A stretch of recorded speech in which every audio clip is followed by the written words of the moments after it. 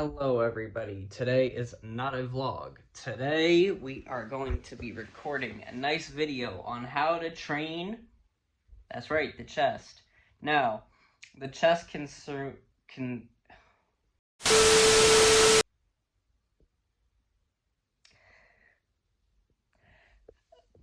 the chest Sorry y'all, it's been a minute since I did like a professional video like this. I'm out of the loop. So, basically there is three heads in two of the major muscle groups in your chest. Your pectoralis major, which is like the meaty part of your chest, and then your pectoralis minor, which would be like your upper chest fibers, right? So the three muscles that lie within those are your clavicular head, your sternal head, and then your abdominal head, right? So, in other words, in layman's terms, upper, middle, and lower. And the way that your chest works is like diagonally. So basically, you follow the fibers. So your upper chest's muscles to use would be like any sort of moving up and moving to like the right for your shoulder because it shortens there. This is the shortening position. Because technically, your chest is supposed to be just like a shoulder extender. So if I need to reach something, I'm using my chest. If I need to come up and over, I'm using my chest, right? So that's what that part of your um, chest works. So that would be your clavicle head. So exercises for clavicle head would be things like incline press, or incline dumbbell, incline push-ups if you guys are calisthenics athletes, and basically any movement. And decline push-ups, actually, I know it's weird because you're like at a decline, you're like, wait a minute, that's working my upper chest. It is. So decline push-ups definitely would work that. um so yeah, but the reason why it would work for that is because it puts your chest in a position where you have to push yourself moving up. So it would be like the same as like doing like an incline press. Now, interesting fact, when you train shoulders and you're doing overhead press, you actually are training your clavicular head to a degree. So those who are like, "Oh, I'm not training chest today, but I'm training shoulders," you're training shoulders indirectly because yeah, you got to press up with a little bit of minor. Sorry, I can't speak today. Um, Next muscle is your sternum head. So this one is kind of like what people like to call the inner chest, I guess. Not really inner chest, but this part of your chest right here.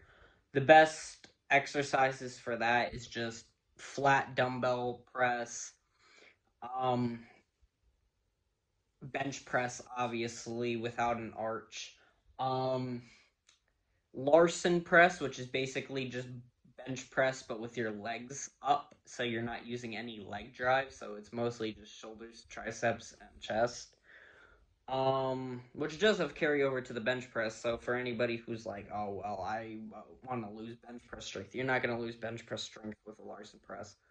Um, Regular standard push-ups and close grip push-ups because people, like diamond push-ups, close grip push-ups. Most people think that it's a tricep movement, and it is, but you could get more activation through the sternum head if you squeeze your chest together as you're doing the movement. Which, by the way, if you don't have a good mind-muscle connection, would be perfect because no matter what you do to activate your sternum head, you have to shorten um, your arm through a regular plane of motion. So if I'm here to here, right, I'm still using my sternum head.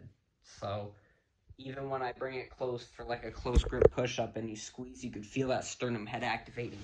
So those diamond push ups are really good to get that mind muscle connection, even if you don't have it there, because no matter what you have to do, you're not going to beat an anatomy chart. You know what I'm saying? Um, and it's easy to progressively overload. Like, you could get a book bag, put weights in there, put a weight on your back. So even if you don't get a good connection on like bench press or something, you could always do it with the decline push-ups, and that probably would give you a better mind muscle connection. Because at the end of the day, um, sure, bench press might be optimal for growth, but ultimately it's whatever you could do. That's what you want to stick to.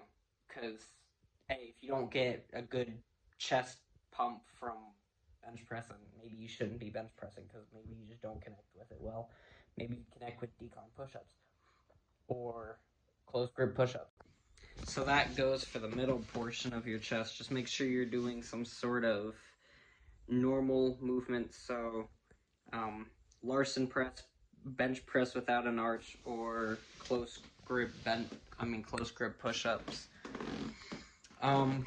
Now for the last head, the abdominal head. So this is like movements that are having you on a declined angle, so down to up, or from up to down.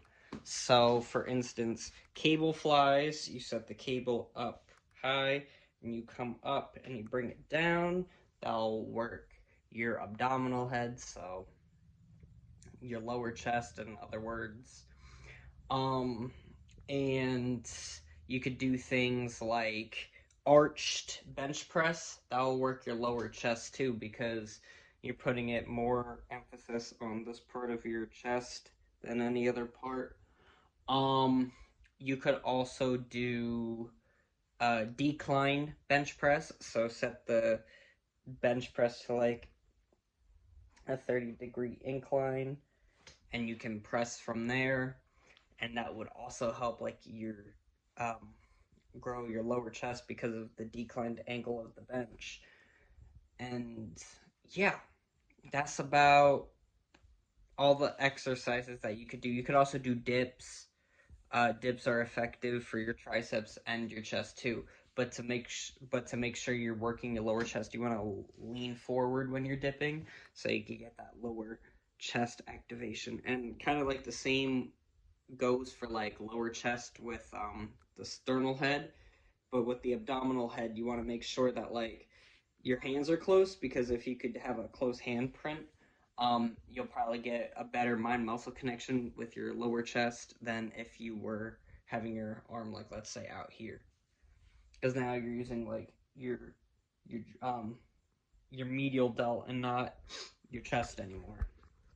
And yeah, so exercises that I would recommend for lower chest are like decline bench press, bench press with an arch, and high to low cable flies, amazing for lower chest development.